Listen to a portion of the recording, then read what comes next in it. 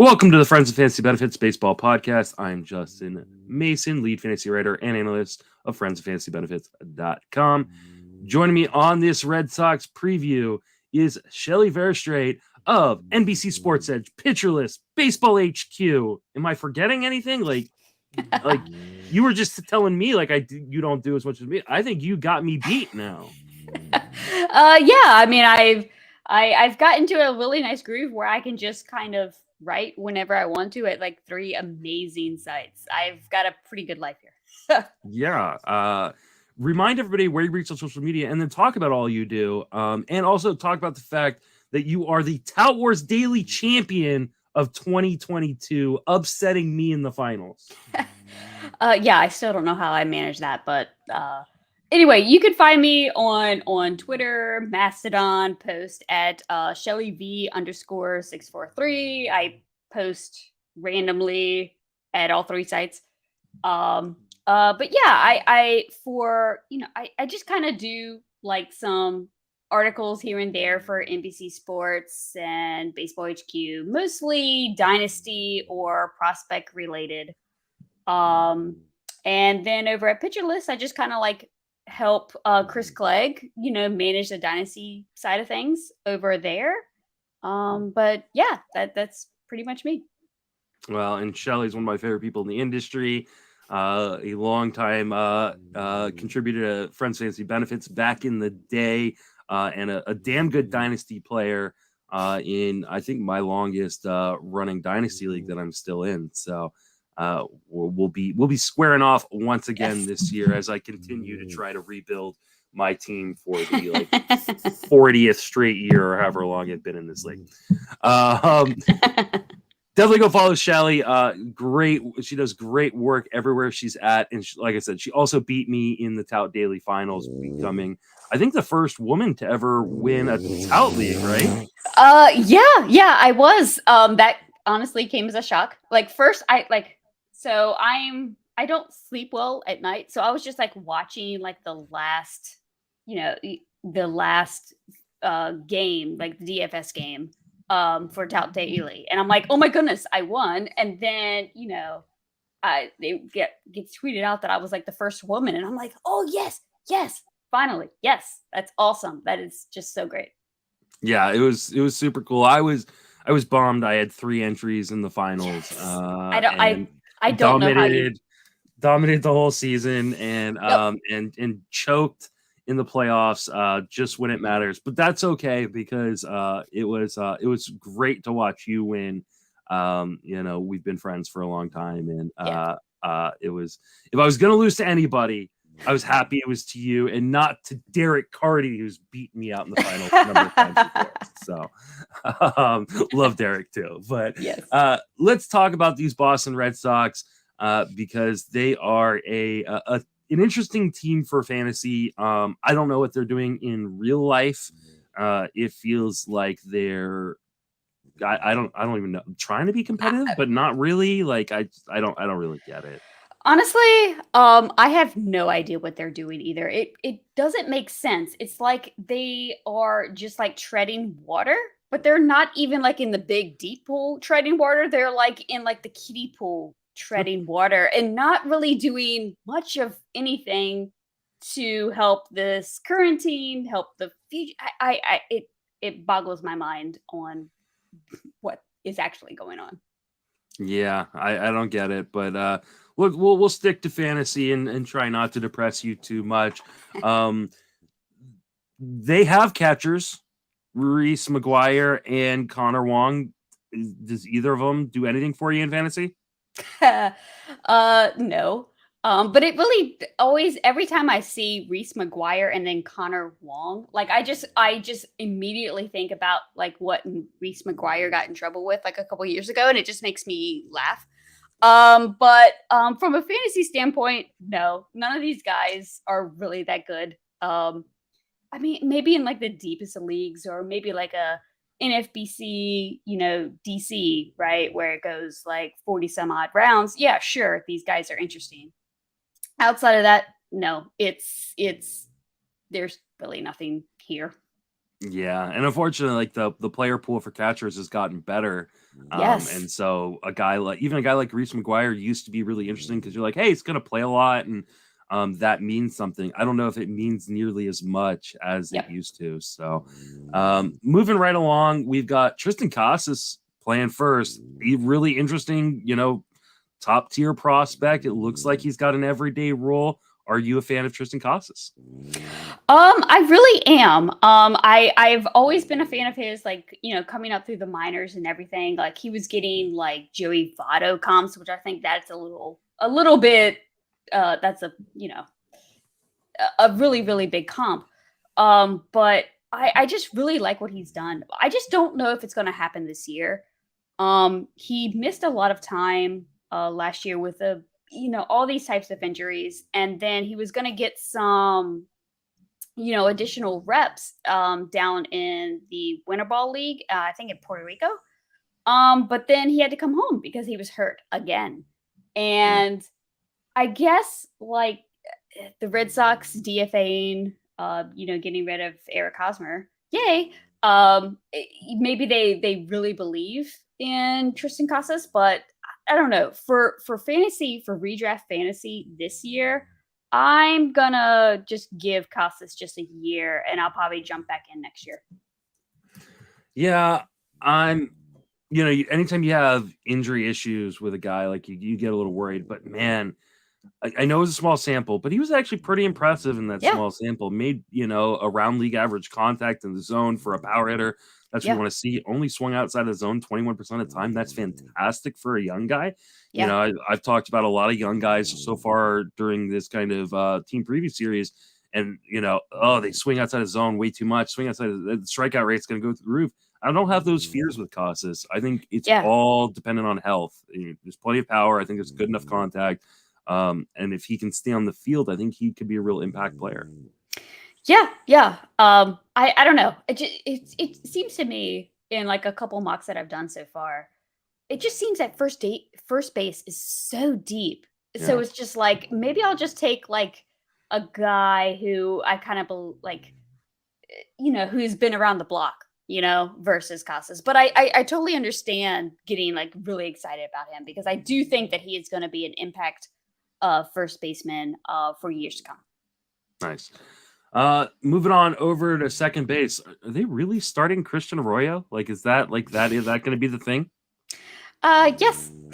Probably. I mean, I really want them to sign like Gene Segura or something. Yeah. I think that would be like a great fit, but I don't have faith in this team to actually make a impact signing.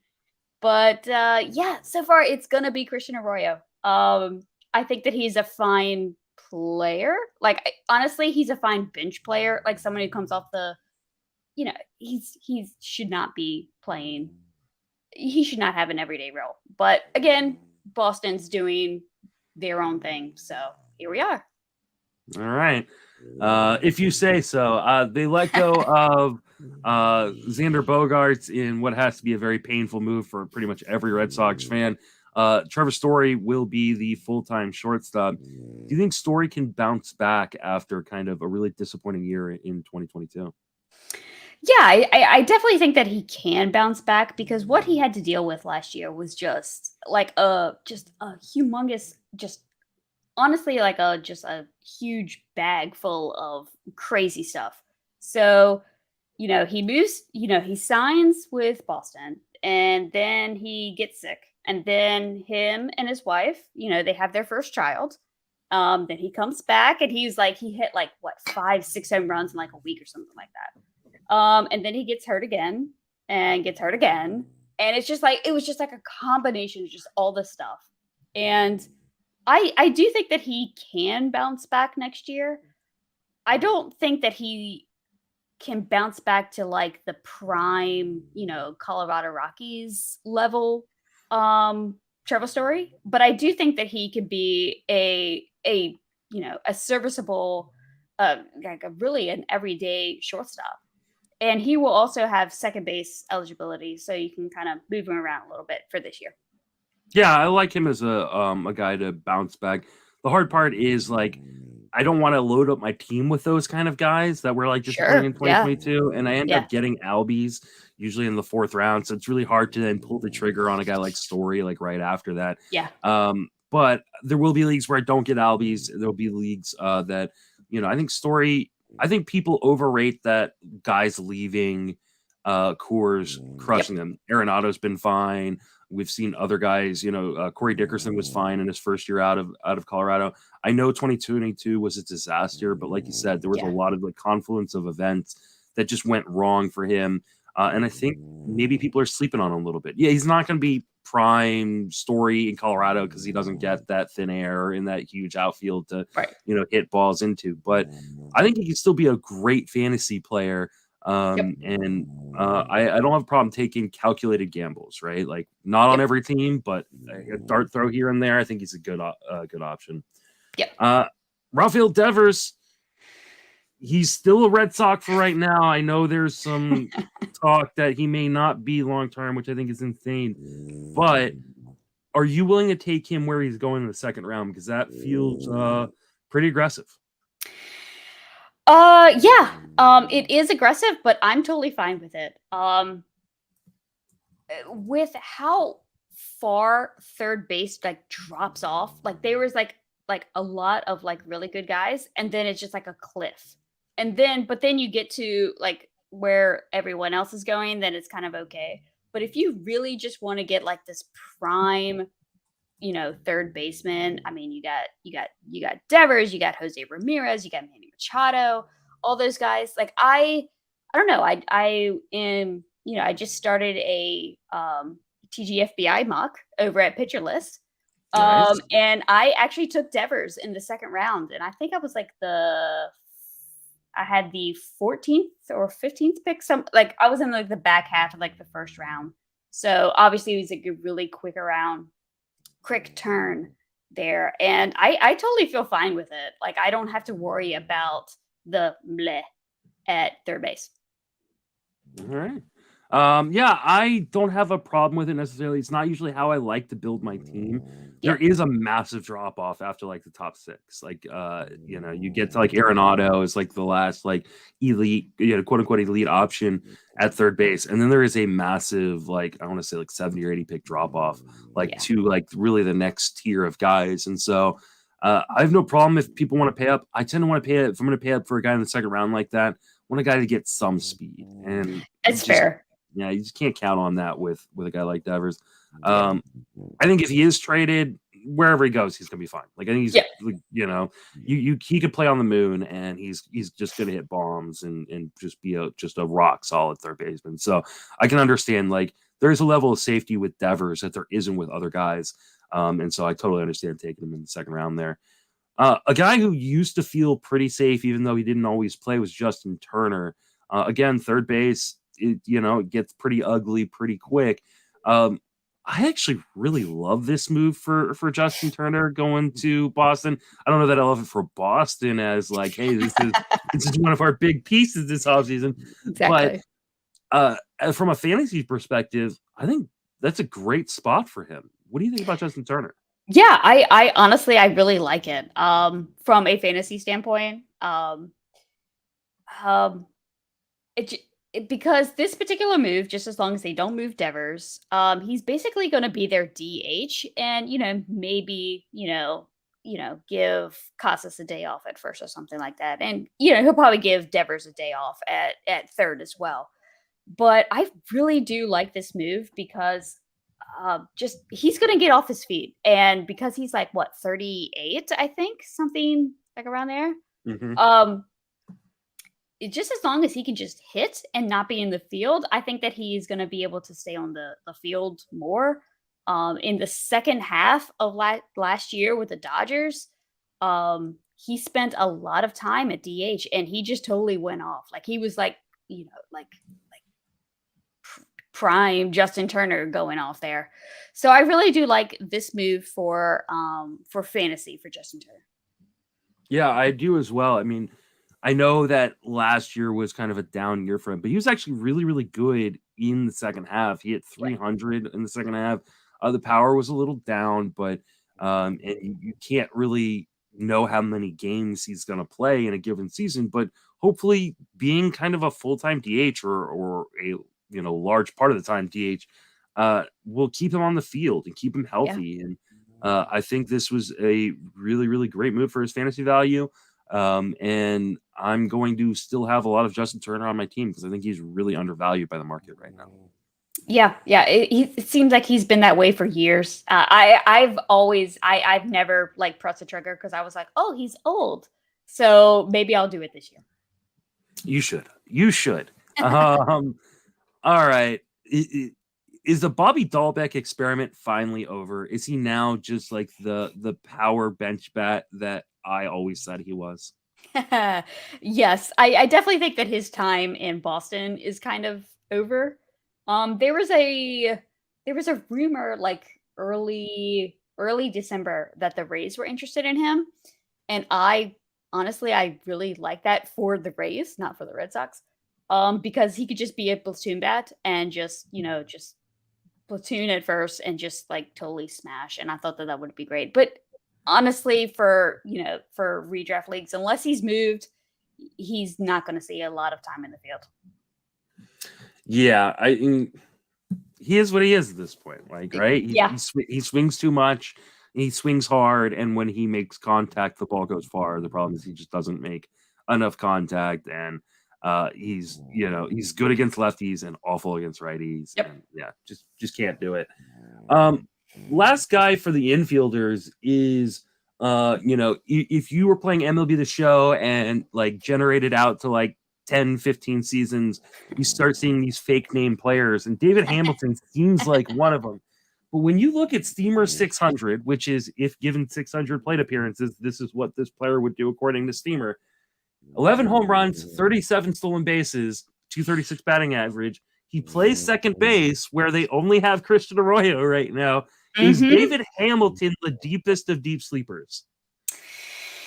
I really don't think so. I think that if he does come up, he's just going to get the bat whacked out of his hands. Like, he doesn't have like a lot of power. He's like one of like those speedy Vidal Brujan types, which is like really sexy for our type of game. Like we just see that, and I'm just like, from a couple of like minor league games that I've seen, scouting reports I've read, I don't think that he has the bat to really be an impact bat in the major leagues. And I think he's just going to be Vidal Brujan, Christian Pache, one of those types of guys.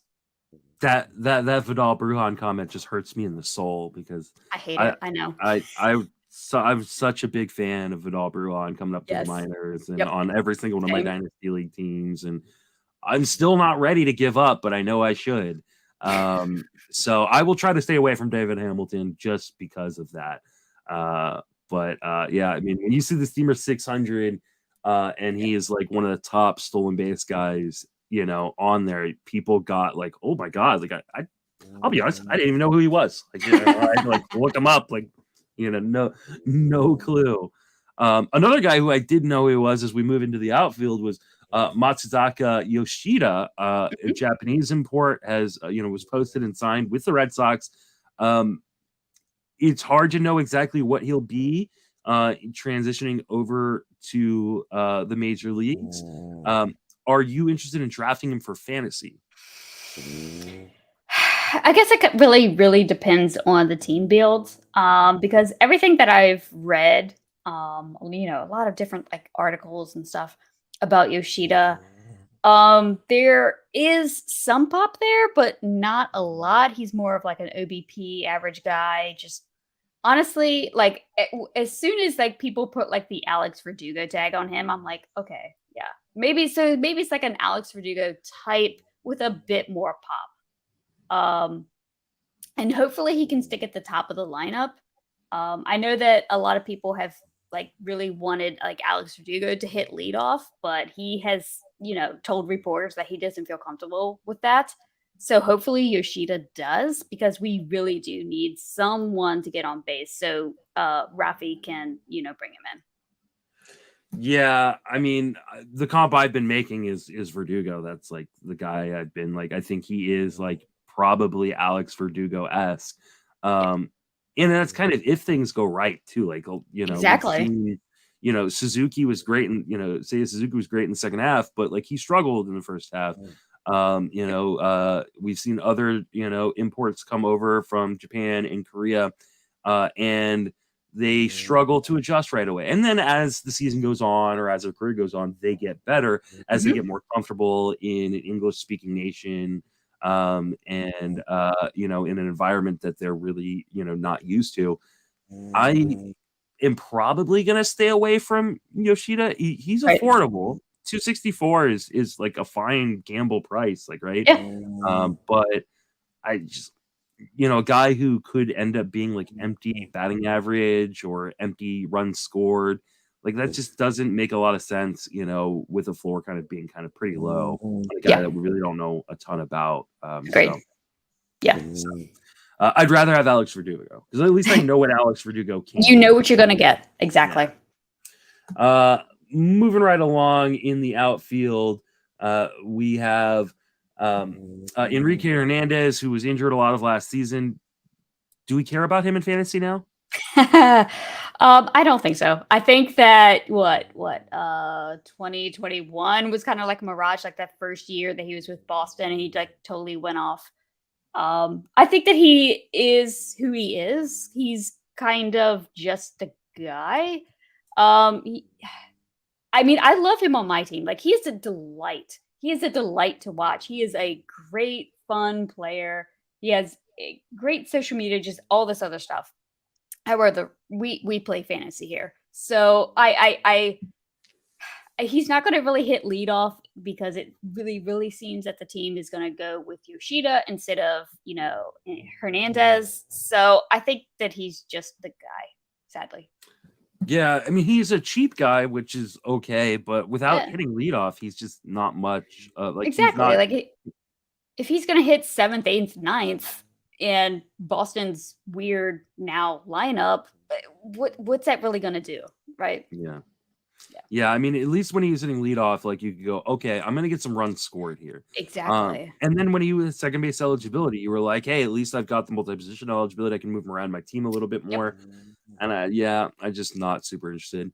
I probably should have talked about Verdugo right after Yoshida, but I think Verdugo slept on. Like, I know that he hasn't like turned into this star that some people thought he would be, but I think he's a guy who just scores a boatload of runs. I think he's got a good batting average. I still think there's more pop in that bat. It just hasn't been reached yet. Are you a fan of Alex Verdugo?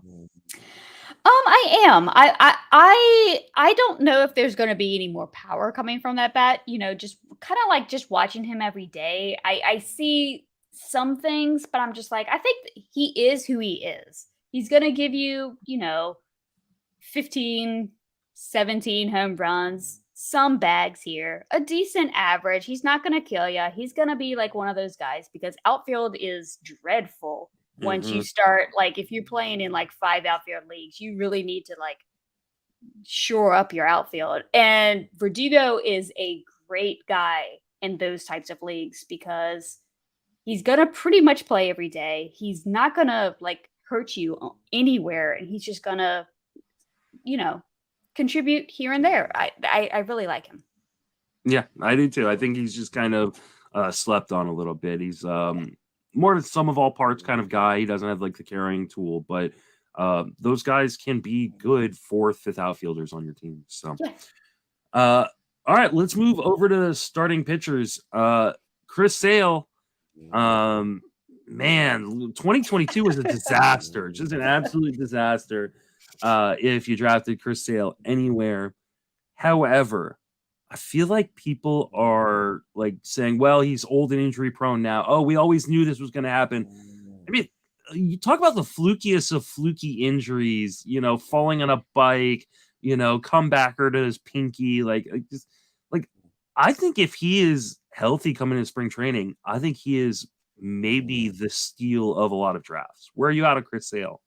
I totally agree. I really think that Chris Sale, like, a lot of, like you said, a lot of people like have poo-pooed on him because he was like really bad last year. Like a lot of fluke injuries. You know, he had that rib thing right at the beginning of the season. He didn't come back until like halfway through, and then all the other flukes.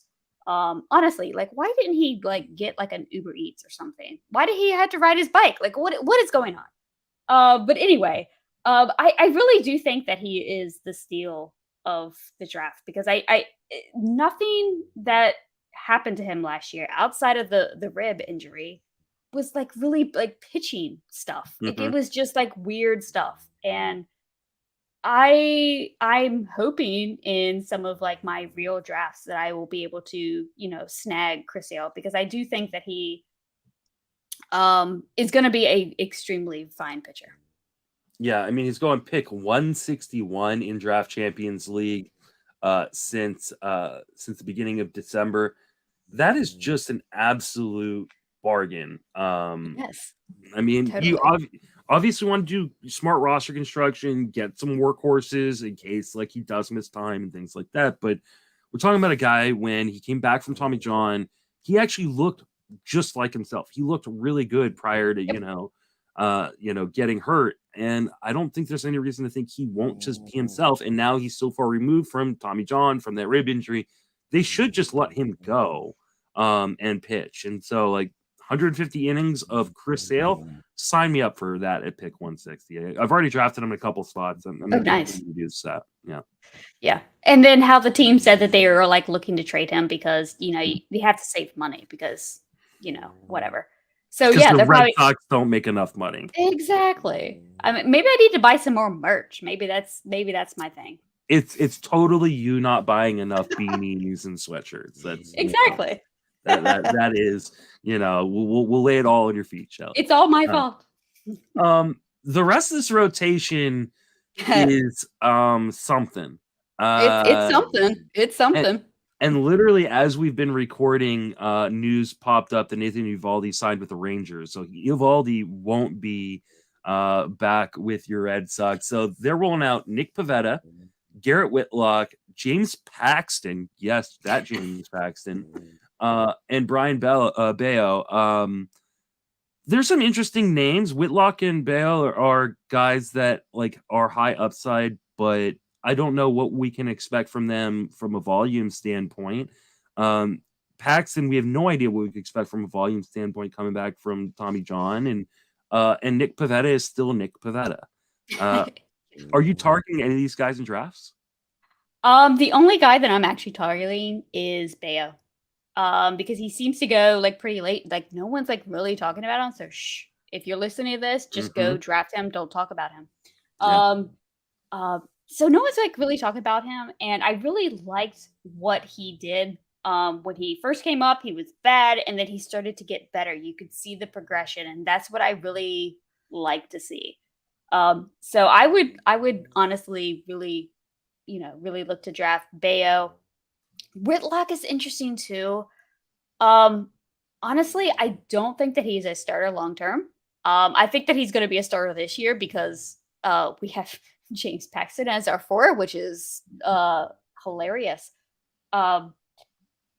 So I don't know how many innings that you will necessarily get from him, but I think that it will be quality.